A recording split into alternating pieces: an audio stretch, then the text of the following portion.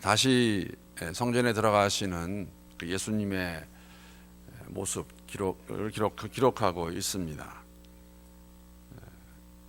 오늘 본문 말씀은 이제 고난 주간에 일어났던 일들을 기록하고 있는데 그 한 부분인데 그저께 그러니까 예수님께서 그때 고난 주간을 우리가 기억한다면은 예루살렘에 입성하셨고 그 입성하는 그 주를 저희가 이제 종려주일이라고 이렇게 말하고 있습니다.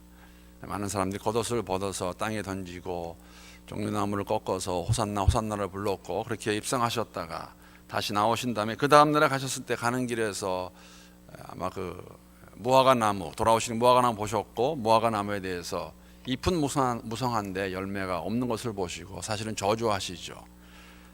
오늘 이 예루살렘 다시 입성하는 화요일이 되는데 그 도상에서 예수님 말씀하셨던 그 무화과 나무가 말라 비틀어 죽은 것을 보면서 믿음에 대해서 말씀하시고 이렇게 들어오셨는데 사실은 어떻게 보면은 아마 그 전날 그 매매하는 성전 뜰에서 매매하는 자들의 의자를 다 뒤집으시고 하신 것을 기억하고 있던 그들이 예수께 이렇게 준비하고 기다리고 있다가 오늘 그런 질문을 합니다. 대제사장들, 장로들, 서기관들, 내가 무슨 권위로 이런 일을 하고 있느냐라고 그렇게 말합니다. 이 일을 할 수 있는 권위를 누가 주었느냐? 이 일이 무슨 일일까? 넓게 보면은 여러분 우리가 다 기억하지만은 예수님께서 하시는 모든 일을 또 가르치시는 내용을 가지고 이 종교 지도자들은 어떻게 하든지 꼬투리를 잡아서 말의 빌미를 잡아가지고 예수를 송사하기 원했습니다. 감사한 것은 우리는 사실 이 사실을 다 알고 있기 때문에 이렇게 화요일, 수요일, 목요일, 금요일이 가게 되면은 그게 이제 우리가 성금요일이 되는데 예수님께서 잡혀 죽이시는 것 알고 있습니다. 아마 이러한 권위를 물어보는 그들의 마음 가운데는 더 이상 두고 볼 수는 없다. 어떻게 하든지 간에 예수를 죽여야겠다. 이 일은 아마 그런 모든 일을 말하겠죠. 그러나 오늘 본문을 보게 되면 이 상황 가운데서는 바로 전날 특히 성전에 들어가서 내 아버지의 집은 기도하는 집이라 만민이 기도하는 집이라 하면서 매매하는 자들을 그들의 의자를 뒤엎은 것을 기억하면서 이들이 아마 이러한 질문을 한 것 같습니다. 더 이상 기다릴 수 없다고 느낄 수 있는 것은 사실 이 매매하는 자들이 그 성전 뜰에서 그 장사하기 위해서는 그냥 할 수 없었죠. 제사장들의 허락을 받아야 되는데 이권이 들어가 있는 그들의 상권을 건드린 일이 되었기 때문에 어떻게 보면은 그들이 가장 중요시 여기는 물질에 관한 것 또 자신들의 힘에 관한 것을 건드린 예수를 그냥 놔둘 수가 없었습니다. 그래서 이들은 예수에게 이제 물어보는 것이죠. 이 일을 하는 권위를 어디서 받았느냐? 여러분 무서운 사람들인 걸 기억해야 됩니다. 왜냐하면은 3일이 지나면 오늘이 화요일이니까 3일이 지나면 이들은 빌라도를 팔비틀어서 빌라도에게 압력을 가해서 그동안 그들이 준비해오던 기다리고 있던 거사를 거행할 것입니다. 거사는 무엇입니까? 예수를 잡아 죽이는 일입니다. 무서운 사람들이죠. 그래서 그들이 예수님께 이렇게 물었는데 이들이 한 가지 다 동의하는 것은 뭐였냐면 예수님께서 하시는 일이 다르다는 것이었습니다. 기사 이적도 행하셨지만은 예수님 가르치실 때에는 그 가르치시는 그 말씀의 내용에 권세가 있고 권위가 있는 것을 알고 있었다는 것이죠. 우리가 항상 복음서를 보면서 느끼는 것은 뭐냐면은 이러한 질문을 던질 때에 우리도 마찬가지입니다. 우리가 무슨 질문을 할 때, 무슨 알기 원할 때 두 가지의 동기가 있습니다. 하나는 무엇이냐면은 정말 진리를 알기 위해서 이게 어찌된 일이냐 알기 위한 것이 있는가 하면 또 다른 동기는 어떻게 하든지 이 당시에 종교 지도자들이 한 것 같이 말의 빌미를 잡기 위해서 진리는 관심이 없습니다. 무슨 말을 해도 그 말을 비틀어서 그 말에 빌미를 잡아서 이들은 또 다시 다른 질문을 할 것이고 자신들이 원하는 답을 안 들어도 그것을 가지고 송사할 것을 알고 있기 때문입니다. 이러한 이들의 동기, 목적을 너무나 잘 아시는 예수님께서 예수님이 너무나 잘 아시는 것이죠. 아마 이것이 지혜가 아닌가 우리가 가져야 되는 그러한 주님이 주신 영감이 아닌가 그들의 동기를 너무나 잘 아시는 예수님께서는 비슷한 질문을 그들에게 하십니다. 요한의 세례가 그래? 내가 그런 말하기 전에 한 가지 묻겠다. 요한의 세례가 누구로부터 온 것이냐? 하늘로부터냐? 사람이냐? 바로 대답하지 못합니다. 같이 의논하죠. 이 사람들 의논하면서 양쪽 다 지금 어려운 거예요. 하늘로부터라고 하냐면은 왜 그러면 너희들은 하늘로부터 온 그 세례 요한의 말을 믿지 않았느냐는 그러한 말을 듣게 될 것이고, 만약에 아니라 그러면 사람들이 그들을 가만 놔두지 않을 것입니다. 왜? 모든 사람들은, 군중들은 그를 하늘로부터 온 선지자로 믿었기 때문에. 이렇게 하는 이유는 바리새인들, 서기관들, 장로들, 이들이 잃을 것이 많았습니다. 그들이 가지고 있는 것, 그것이 무엇이 되었던지 간에 자신들의 위치가 되었던, 자신들의 권세가 되었던, 자신들의 물질이 되었던 이런 것들을 지키기 위해서 예수께 대답하지 않습니다. 모른다고 말하는 그들에게 예수님께서 나도 말하지 않겠다고 그렇게 말씀하십니다. 이러한 상황 가운데서 주시는 비유가 오늘 악한 농부의 비유입니다. 여러분, 바리새인들, 서기관들, 또 대제사장들, 장로들이 예수의 말씀을 왜 안 받아들였을까? 왜 믿지 못했을까? 왜냐하면 이 비유를 말씀하셨을 때 마지막에 이들도 알았습니다. 아, 이 말이 우리를 말하고 있구나 라고 그들이 깨달았다는 것이죠. 왜냐하면 그들은 믿기 원하는 것을 이미 결정했기 때문에, 그렇게 결정한 이유는 자신들이 원하는 것이 있었기 때문에, 자신들이 바라는 것이 있었기 때문에. 어쩌면 예수를 받아들이고 싶어도 받아들일 수 없는지 모릅니다.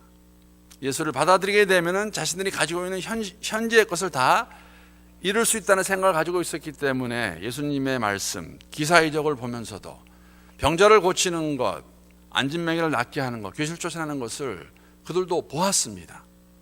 경험했음에도 불구하고, 알고 있음에도 불구하고 그들은 그것을 받지 않기로 거부하는 것이죠. 왜? 그들의 마음이 결정이 되었어요.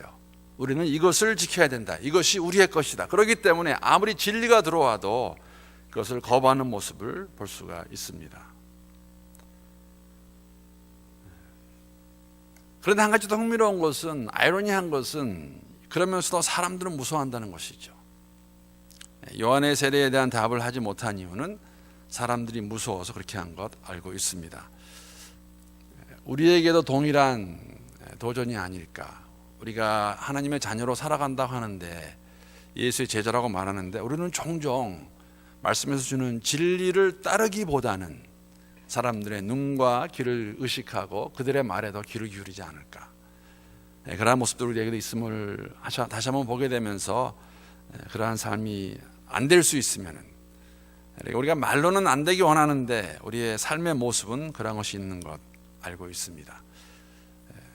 오늘 본문 가운데서, 특히 이 비유 가운데서 생각하는 것은 한 세 가지만 함께 나누기를 원합니다. 하나는 뭐냐면은, 저는 이 비유를 보면서, 비유를 묵상하면서 인내하시는 하나님 모습을 다시 한번 볼 수가 있었습니다.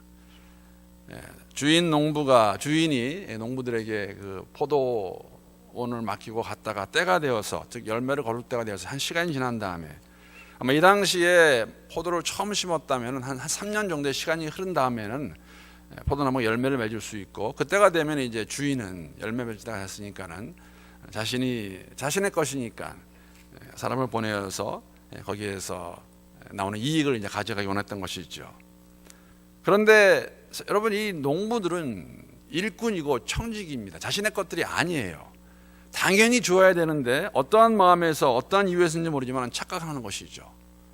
무슨 착각이냐면은 주지 않아야겠다, 우리가 킵할 수 있겠다, 그런 마음을 가지고 처음 온 종은 때려서 보냅니다. 본문에 나와 있지만은 주인은 적어도 3명 이상의 종을 보내었습니다. 그런데 올 때마다 강도가 세져요. 나중에는 3번째 온 종은 죽여버립니다. 그러면 4번째, 5번째 어떻게 했을까? 더 나아가서 이제 아들까지도 죽이는 모습이 나오는데, 저는 이 모습 가운데서 하나님, 인내하신 하나님의 모습을 볼 수 있었습니다. 여러분 저랑 동의하실 거예요. 여러분과 제가 만약에 주인이었다면, 저는 한 번 가서 첫 번째 보냈는데 내가 보낸 종이 맞고 들어가면 가만히 안 있을 것 같아요. 바로 가서 무슨 일을 벌을 주든지 해야 될 텐데, 이 주인 그렇지 않습니다. 인내하는 가운데, 그래? 왜 그랬을까? 2번째 보내고 또 3번째 보내고 더 보내는 것 볼 수가 있습니다. 인내하시는 하나님의 모습이 이 안에 있지 않을까. 물론 조금 전에 말씀드린 것 같이 이 비유의 내용, 사실은 이 비유는 이 비유의 핵심은 그 이야기를 듣는 바리새인들, 서기관들, 대제사장들 알았던 것 같이 자신들을 이야기하는 걸 알고 있었습니다. 메시아로 오신 예수를 거부하고 그를 죽이는 것. 사실 그들은 알고 있죠. 왜냐하면 죽이기 원했거든요. 지금 예수가 메시아라고 그러는데, 하나님의 아들이라고 그러는데 받아들일 수 없고 이를 죽여버려야겠다. 적어도 비우는 것을 말씀해 주고 있었죠.